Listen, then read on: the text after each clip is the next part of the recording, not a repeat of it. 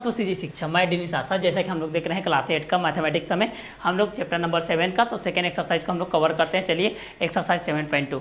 तो यदि एक्स और वाई व्युत्क्रमण पथ विचरण में है तो आवश्यकता अनुसार रिक्त स्थानों की पूर्ति की याद कीजिए। तो चलिए इस चीज़ को सॉल्व करते हैं। ये तो फिलअप है, यहाँ पर मान लेते हैं एक्स है, इसको मान लेते हैं हम लोग x1 का वैल्यू है 6, x2 का वैल्यू है 4 और y1 का वैल्यू है 12 और y2 का वैल्यू है कितना x। तो सूत्र होता है x1 into y1 equal to x2 into y2। x1 का वैल्यू कितना है 6, y1 का वैल्यू है 12 इक्वल टू x2 का वैल्यू 4, y2 का वैल्यू x।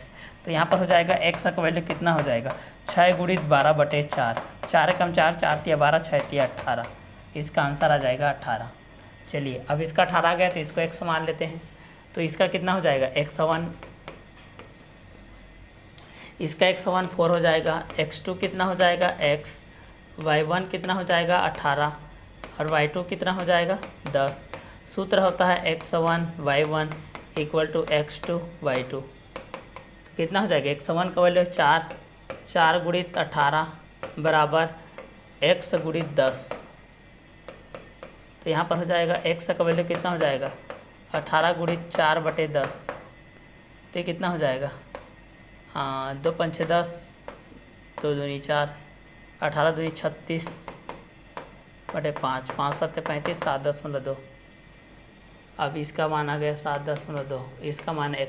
आप लोग यहाँ से इसको फाइंड आउट कर सकते हैं। चलिए क्लियर, इस चीज़ को कर सकते हैं। तो नेक्स्ट देखते हैं हम लोग निम्नांकित विचरण सारणीबद्ध स्थानों की पूर्ति की याद कीजिए जब यहाँ पर भी दिया गया है। तो चलिए इसके लिए भी सॉल्व कर देते हैं भाई।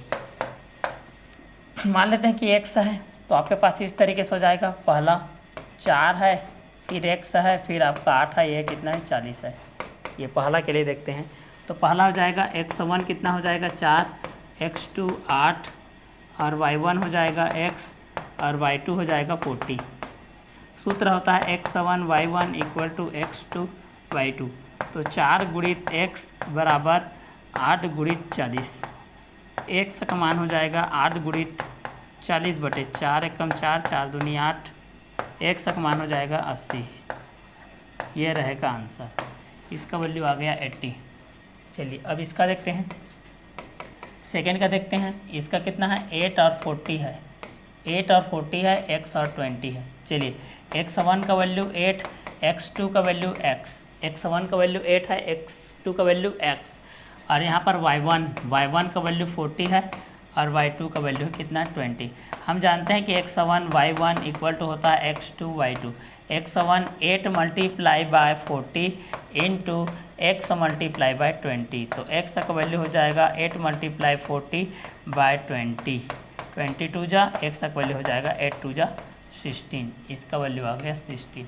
अब इसका देखते हैं थर्ड का हो जाएगा 16, 20, x और 10। इसका हो जाएगा x1 y1 equal to x2 y2। x1 हो जाएगा 16, 16 इंटू 20 और x इंटू 10। तो यहाँ पर हो जाएगा x का वैल्यू हो जाएगा 16 इंटू 20 बाय 10, 10 1 जा 10 2 जा, x का वैल्यू हो जाएगा 16 2 जा 32। चलिए इसका आ गया 32। अब इसका देखते हैं 32, 64, 10 और ये हो जाएगा आपका x। तो x1 y1 इक्वल टू होता है x2 y2। x1 का कितना हो जाएगा 32 इंटू 10 इंटू 64 इंटू x का वैल्यू हो जाएगा 32 इंटू 10 बाय 64, 1 2 1 2 5 जा, x का वैल्यू हो जाएगा 5। ये रहेगा आपका आंसर। ये था आप लोगों का क्वेश्चन नंबर 2 का आंसर जब हमको चाल और किलोमीटर समय के रूप में दिया गया था। चलिए नेक्स्ट देखते हैं। 10 मजदूर किसी काम का 2 दिन में करते हैं, उसी काम को 2 मजदूर कितने दिनों में करेंगे, इस चीज़ को हम लोग सॉल्व करते हैं। तो चलिए सॉल्व करते हैं।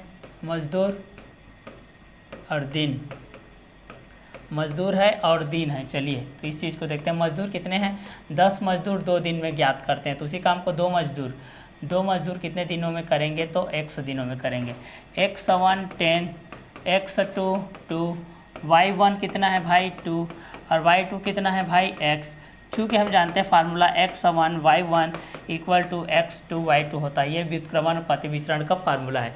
यहाँ पर देखिए इसको x1 x2 y1 y2। तो चलिए वैल्यू को रखते हैं 10 इंटू 2 इंटू हो जाएगा 2 इंटू x। तो ये हो जाएगा आप लोगों का 20 इंटू 2x, इसलिए x का वैल्यू कितना हो जाएगा 20/2 1 जा 2 10 जा, तो x का वैल्यू आ जाएगा 10। ये रहेगा आपका आंसर। तो उसी काम को 2 मजदूर 10 दिनों में करेंगे। चलिए आगे का देखते हैं। आगे का क्वेश्चन हमारे पास 45 मजदूर एक काम को 27 दिनों में पूरा करते हैं तो कितने मजदूर उसी काम को 15 दिनों में पूरा करेंगे, इस चीज़ को देखते हैं। चलिए 45 मजदूर, तो यहाँ पर हो जाएगा मजदूर हो जाएगा और यहाँ पर हो जाएगा दिनों की संख्या हो जाएगा। यहाँ पर क्या हो जाएगा, दिनों की संख्या हो जाएगा। तो मजदूर कितने हैं भाई, 45 मजदूर है, 27 दिन तक में काम करते हैं तो कितने मजदूर उसी काम को 15 दिनों में करेंगे, तो माना कि x मजदूर उसी काम को 15 दिनों में करेंगे। तो x1 का वैल्यू हो जाएगा 45, x2 का वैल्यू हो जाएगा x और y1 का वैल्यू हो जाएगा 27 और y2 का वैल्यू हो जाएगा आपका 15। तो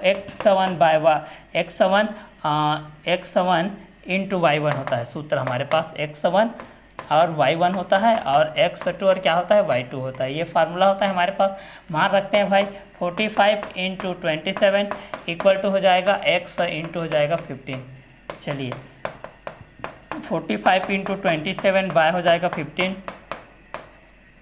15 1 जा 15 3 जा, ये हो जाएगा x का वैल्यू कितना हो जाएगा 3 7 21, 3 दूनी 6 2 8 81 आंसर। उसी काम को पूरा करने के लिए कितना दिन लगेगा, 81 मजदूर लगेगा। चलिए नेक्स्ट क्वेश्चन देखते हैं। क्वेश्चन नंबर हम लोग नेक्स्ट देखते हैं, ये थर्ड था, ये आपका क्वेश्चन देखते हैं।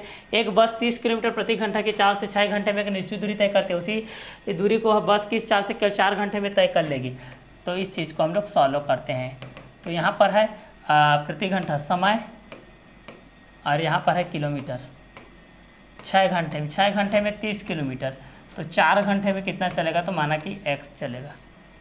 ठीक है, तो चलिए इस चीज़ को हम लोग सॉल्व करते हैं। तो x1 का वैल्यू कितना हो जाएगा 6, x2 का वैल्यू 4, y1 का वैल्यू 30, y2 का वैल्यू x, इसलिए x1 y1 equal to x2 y2। तो x1 कितना हो जाएगा 6 इंटू 30 इक्वल टू 4 इंटू 6, तो कितना हो जाएगा 4 into x equal to 6 into 30 हो जाएगा।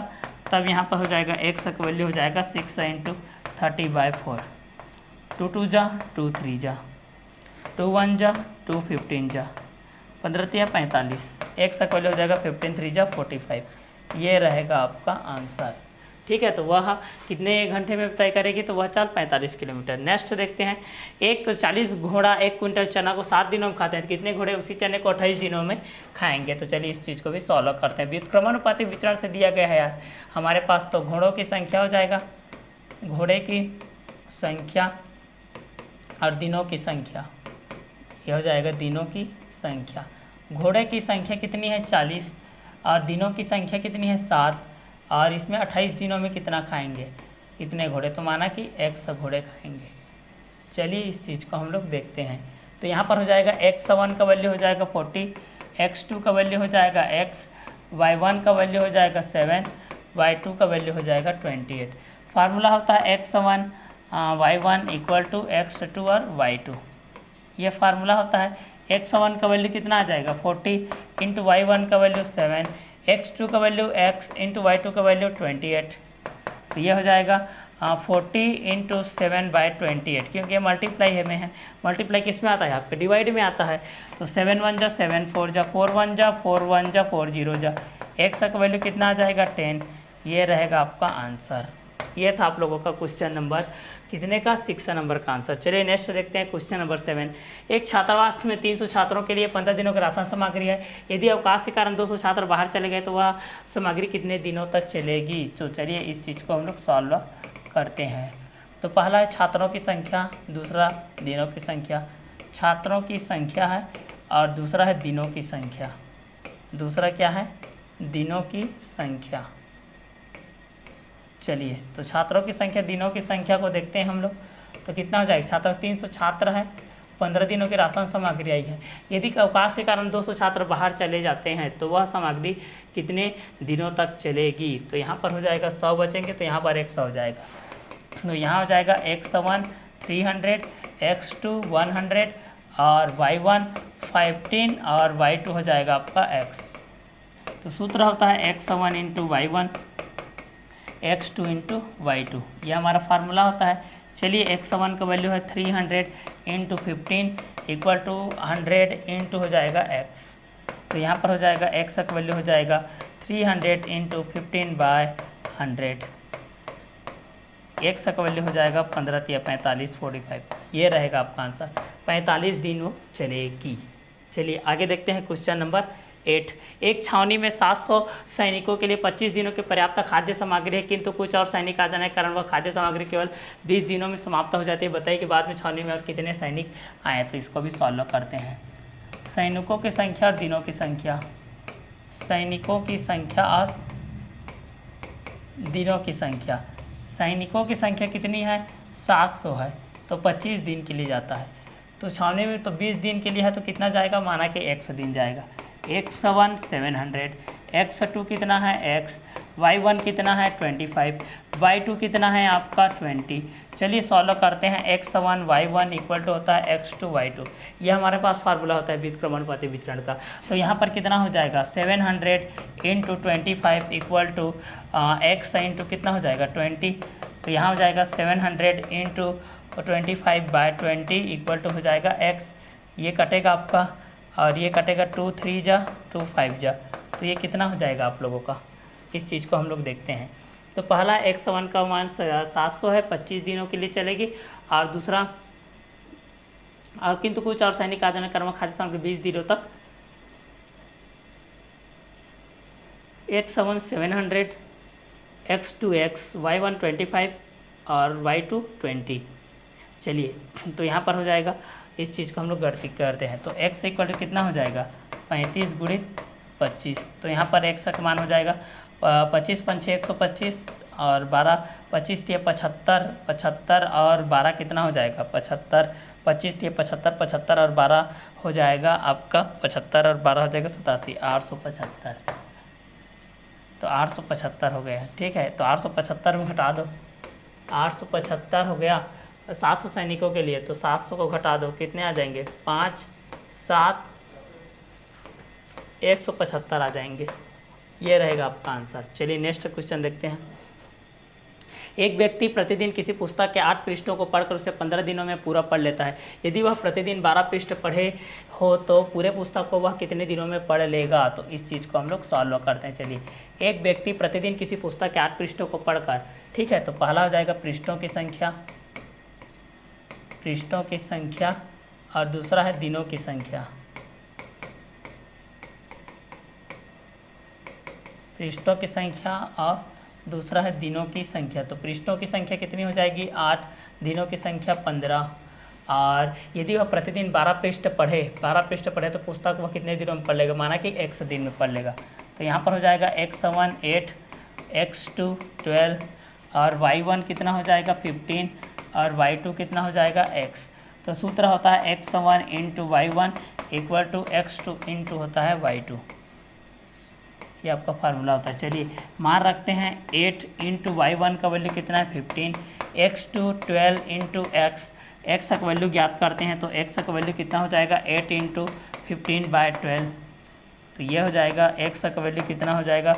4 दूनी 8, 4 तिया 12, 3 एकम 3, 3 5 6 15, 5 दूनी 10। ये रहेगा आपका आंसर। तो पुस्तक को वह 10 दिनों में पढ़ लेगा। क्वेश्चन नंबर 9 हो गया। चलिए नेक्स्ट देखते हैं क्वेश्चन नंबर 10। एक सैनिक शिविर में 105 सैनिकों के लिए 21 दिनों की राशद सामग्री है। यदि शिविर में 42 सैनिक और शामिल हो जाए तो राशद सामग्री कितने दिनों में समाप्त हो जाएगी? इस चीज़ को देखते हैं। तो चलिए इस चीज़ को हम लोग सॉल्व करते हैं। एक सैनिक शिविर में, तो पहला हो जाएगा सैनिकों की संख्या, दूसरा हो जाएगा दिनों की संख्या, सैनिकों की संख्या हो जाएगा, दूसरा हो जाएगा दिनों की संख्या। 105 सैनिक है तो 21 दिन जाता है। तो यदि शिविर में 42 सैनिक और शामिल हो जाए तो राशन सामग्री कितने दिनों में समाप्त हो जाएगी? 42 सैनिक और शामिल हो जाते हैं तो 105 और 42 कितना हो जाएगा? 5 2 7 और 4 147। तो माना कि x। तो x1 का वैल्यू हो जाएगा 105, x2 का वैल्यू हो जाएगा 147, y1 का वैल्यू हो जाएगा 21, y2 का वैल्यू हो जाएगा x। हमारे पास फार्मूला क्या होता है? x1 y1 x2 y2। तो यहाँ पर हो जाएगा x1 y1 equal to x2 y2। तो x1 हो जाएगा 105 इंटू 21 इक्वल टू x2 हो जाएगा 147 इंटू x। तो चलिए इस चीज़ को सॉल्व करते हैं। 105 इंटू 21/147 इक्वल टू हो जाएगा x। चलिए अब इस चीज़ को हम लोग सॉल्व करते हैं। ये हो जाएगा 7 × 21, 7 दूनी 14, 7 × 7, 3 × 3, 3 × 7 21, 7 × 7, 7 × 7, 3 7 5 6 35, एक सब बराबर हो जाएगा 15। अतः और आसान 15 दिन तक चलेगी। ये था आप लोगों का क्वेश्चन नंबर 10 का आंसर। चलिए नेक्स्ट क्वेश्चन की तरफ मूव करते हैं। नेक्स्ट क्वेश्चन हमारे पास क्वेश्चन नंबर 11। निम्नलिखित में से कौन सी व्युत्क्रमानुपात में विचरण करती है, इसको देखते हैं। चलिए तो निम्न में से कौन सी आपका व्युत्क्रमानुपाती विचरण में करते हैं, इस चीज़ को हम लोग देखते हैं 1 बाय 1 करके। तो पहला, खरीदी गई पुस्तकों की संख्या प्रत्येक पुस्तक की कीमत, ये आपका व्युत्क्रमानुपाती विचरण नहीं करती है। क्लियर।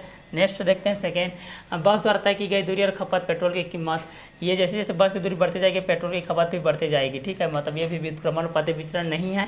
तीसरा देखते हैं, साइकिल द्वारा किसी निश्चित दूरी को पार करने में लगा समय और उसकी चाल, ये तीसरा भी आपका क्या है, ये तीसरा आपका व्युत्क्रमानुपाती विचरण है। चलिए चौथा देखते हैं, एक पुल बनाने में लगे गए मजदूरों की संख्या, पुल बनाने में लगने वाला समय, ये भी आपका व्युत्क्रमानुपाती विचरण है। चलिए आगे देखते हैं, छात्रों की संख्या और प्रति छात्र वितरित मिठाई का वजन, ये भी आप लोगों का है। चलिए नेक्स्ट देखते हैं, मजदूरी और कार्य के घंटे, ये भी आप लोगों का है। नेक्स्ट देखते हैं, वस्तुओं की संख्या और उनका कुल मूल्य, ये नहीं है। और अगला क्वेश्चन देखते हैं, 26 जनवरी को एक विद्यालय के 800 छात्रों में 100 ग्राम प्रति छात्र की मिठाई मिठाई से उतनी मिठाई यदि 1000 छात्रों बराबर, तो प्रत्येक को कितने ग्राम मिठाई मिलेगी, इस चीज़ को हम लोग देखते हैं। तो चलिए सॉल्व करते हैं। पहला है छात्रों की संख्या, पहला है छात्रों की संख्या तो हो जाएगा, और दूसरा है मिठाई, बांटी गई मिठाई, तो कितना हो जाए, छात्रों की संख्या कितने हैं आपके पास, 800 छात्र है तो 100 ग्राम प्रति, तो यदि 1000 छात्रों में बराबर बांटी जाए तो 100, तो यहाँ पर हो जाएगा 101, 101 हो जाएगा 800, x2 हो जाएगा 1000, y1 हो जाएगा आपका 100, y2 हो जाएगा आपका x। सूत्र होता है x1 into y1 equal to x2 into y2। x1 का वैल्यू 800 इंटू y1 का वैल्यू है आपका 100, x2 का वैल्यू है 1000 और y2 का वैल्यू है x। चलिए तो x का वैल्यू हो जाएगा 800 इंटू 100 के बारे में हो जाएगा 1000 इंटू हो जाएगा x, 1 2 3 1 2 3, तो x का वैल्यू हो जाएगा 80। अतः सभी को 80 ग्राम मिलेगा। ये रहेगा आपका आंसर। ये था क्वेश्चन नंबर 12 का आंसर। चलिए क्वेश्चन नंबर देखते हैं हम लोग 13। जब एक नल 1 घंटे में 640 लीटर जल भरता है तो एक पानी टंकी को भरने में 10 घंटे समय लगता है। यदि उसी टंकी को दूसरे नल से 8 घंटे में भरा जाए तो दूसरे नल प्रति घंटा कितना मिलेगा। तो चलिए इस चीज़ को हम लोग सॉल्व करते हैं। पहला है 640 लीटर जल भरता है, पानी टंकी को भरने में 10 घंटा लगता है। यदि उसी टंकी को दूसरे नल से 8 घंटे में भरते हैं तो कितना लगेगा, तो माना कि 100 घंटा लगेगा। तो सॉल्व करते हैं इस चीज़ को। x1 का वैल्यू कितना है 640, x2 का वैल्यू कितना है x, y1 का वैल्यू कितना है 10, y2 का वैल्यू कितना है 8। सूत्र होता है हमारे पास x1 into y1 equal to x2 into y2। तो चलिए x1 का वैल्यू कितना है 640 इंटू y1 का वैल्यू 10, x2 का वैल्यू कितना है x इंटू y2 का वैल्यू है 8। तो यहाँ पर हो जाएगा x का वैल्यू हो जाएगा 640 इंटू 10 बाय 8 हो जाएगा, 8 1 जा 8 8 जा 8 0 जा, तो ये हो जाएगा 800। ठीक है, 800 लीटर, ये रहेगा आपका आंसर। क्लियर। ये था इस चैप्टर का और इस एक्सरसाइज का लास्ट क्वेश्चन। इतने में आप लोगों का question number lesson number 7 finish है। हम लोग नेक्स्ट वीडियो लेक्चर में मिलते हैं, तब तक के लिए अलविदा। Okay bye, have a nice day.